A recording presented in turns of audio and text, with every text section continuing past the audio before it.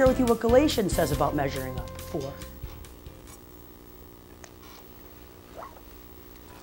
I dig this. I dig that God wrote this stuff so I could understand it. Here's what it says. Am I trying to win the approval of men or God? Am I seeking to please people? If I were still seeking to please people, I would not be a slave of Christ. That's pretty straightforward. Like, is it him or them?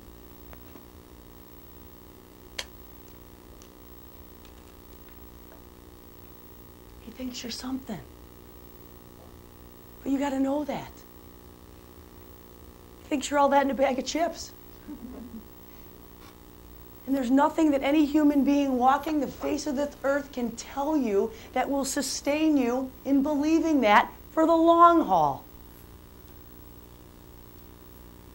Just ask anybody who has to talk to me the day before I have to stand before you. Is it not exhausting being my friend?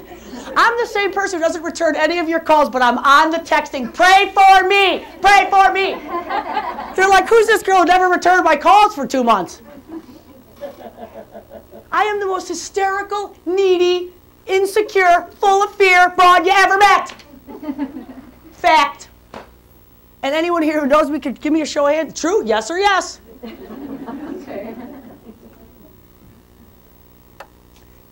But I'm a lot better than I was. Yes or yes? See, I needed an affirmation again.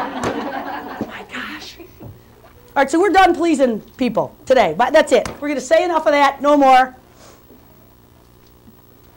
But I really know this.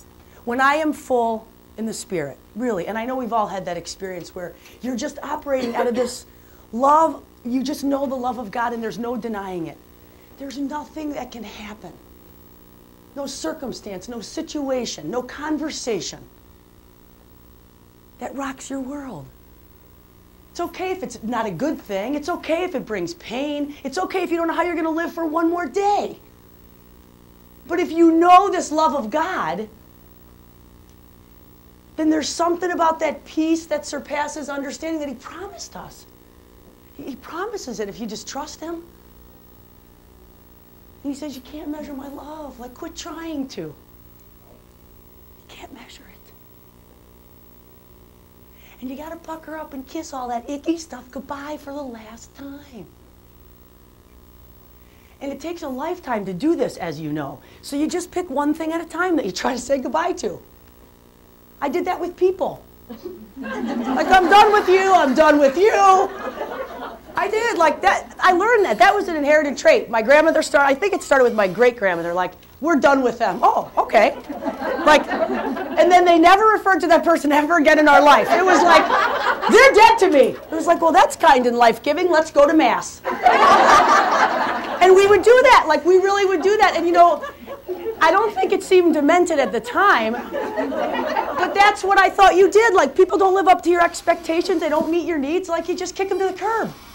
I cannot tell you how many times I used the word divorce in my first year of marriage. Like, to me, it was like, well, then let's just get divorced. He was like, that really wasn't an option. And then 10 years later, when we were in therapy, the counselor's like, you know, this thing with the divorce, like, you got to let it die. That's why we can't eat enough. We can't starve enough. We can't diet enough. We can't work enough. We can't sleep enough. We can't volunteer enough. We can't watch TV enough. We can't be, we can't do, we can't earn enough. I know today that I am as filled as I am yielded to the Holy Spirit. That's it, and that's all. And I got to stand before Him, and on any given day when I do this and I throw out some of this,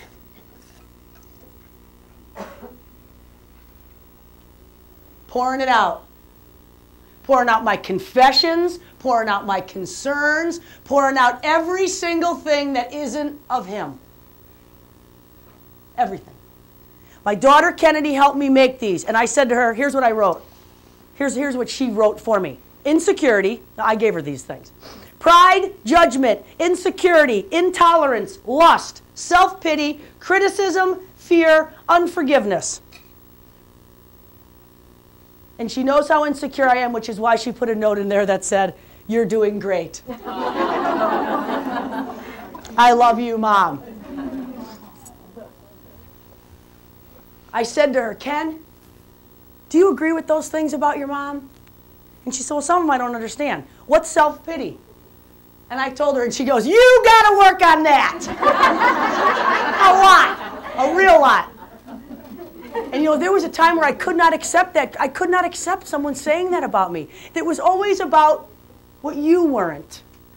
It was never about me changing. It was always about you.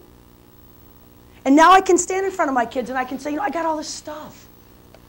And no matter what I do for them, they're going to grow up and they're going to have some stuff.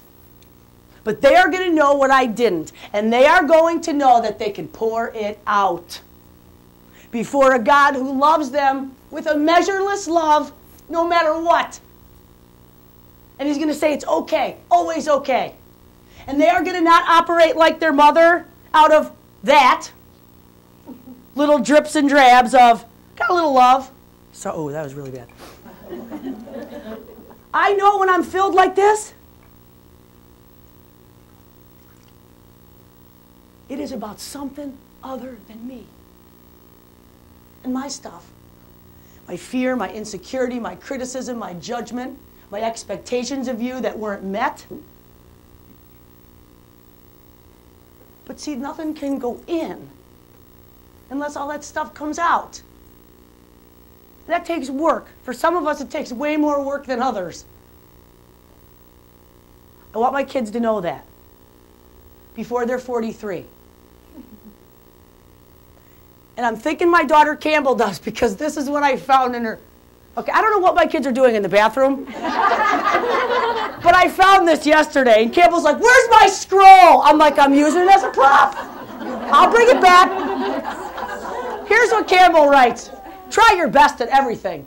Always pray if you need something. Talk to God or your grandparents. Or someone who lives with you. And the ending of her scroll is, love God as long as you live. Never lie. Never stop loving God. Not ever. Not ever.